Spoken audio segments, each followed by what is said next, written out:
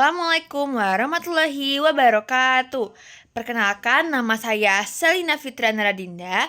Saya dari kelas 11-4. Saya akan menjelaskan mengenai ATHG. Sebelum itu, apa itu ATHG? ATHG merupakan singkatan dari ancaman, tantangan, hambatan, dan juga gangguan. Istilah ATHG ini merujuk pada berbagai bentuk hal negatif yang dapat mengganggu, melemahkan, atau membahayakan keutuhan, kedaulatan, dan keselamatan negara, baik dari dalam negeri maupun luar negeri.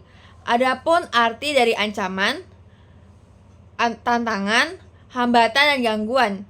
Yang pertama adalah ancaman. Ancaman adalah segala hal yang secara langsung membahayakan negara, seperti terorisme, separatisme, atau agresi dari negara lain. Yang kedua adalah tantangan. Tantangan adalah hambatan yang tidak secara langsung membahayakan tetapi harus dihadapi untuk mempertahankan kemajuan dan stabilitas. Misalnya, pengaruh ideologi asing atau globalisasi. Yang ketiga adalah hambatan. Hambatan merupakan kendala dari dalam negeri yang memperlambat pencapaian tujuan nasional. Contohnya birokrasi yang lambat atau korupsi. Yang keempat atau terakhir yaitu gangguan. Gangguan adalah tindakan-tindakan kecil yang dapat merusak ketertiban sosial seperti penyebaran hoaks atau konflik antar kelompok masyarakat. ATHG terdapat di bidang Ipolexos Budahankam. Yang pertama adalah pada bidang ideologi. Contoh ancaman pada bidang ideologi adalah penyebaran paham radikal dan anti-Pancasila. Kemudian ada pun tantangan dalam bidang ideologi, yaitu masuknya ideologi asing melalui media sosial, budaya luar, dan film. Kemudian ada pun hambatan dalam bidang ideologi, yaitu lemahnya pemahaman masyarakat terhadap nilai-nilai Pancasila.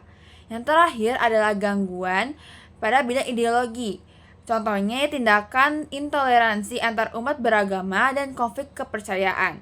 Adapun strategi pencegahan terjadinya ATHG pada bidang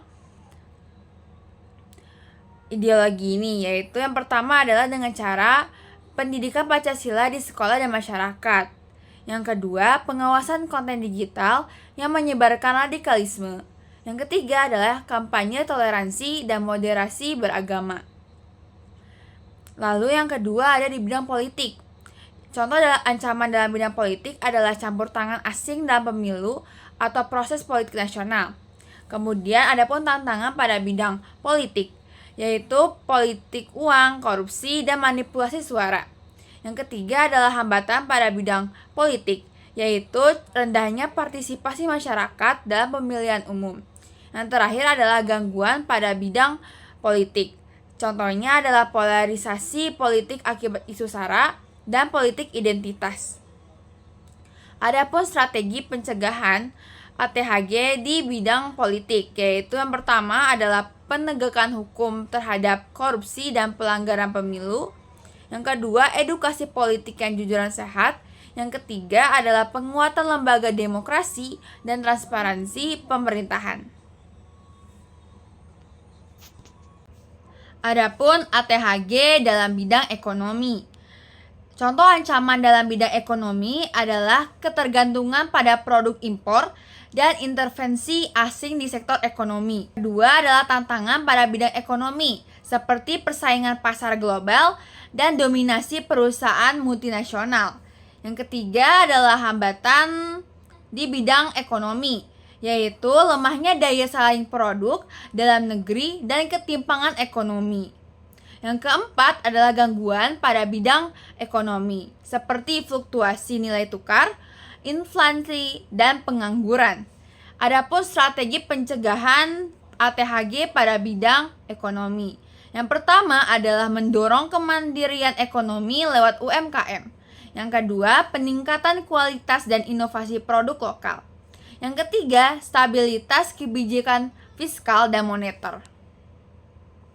Adapun ATHG dalam bidang sosial budaya. Yang pertama ada ancaman, contohnya adalah masuknya budaya asing yang merusak moral dan identitas bangsa. Yang kedua, adanya tantangan, contohnya gaya hidup konsumtif, individualisme, dan pergeseran nilai. Yang ketiga, adanya hambatan di bidang sosial budaya, seperti minimnya kesadaran generasi muda terhadap budaya sendiri. Yang keempat, adanya gangguan pada bidang sosial budaya, seperti penyebaran hoaks, konflik SARA, dan degradasi moral. Adapun strategi pencegahan dalam ATHG dalam bidang sosial budaya. Yang pertama adalah pelestarian budaya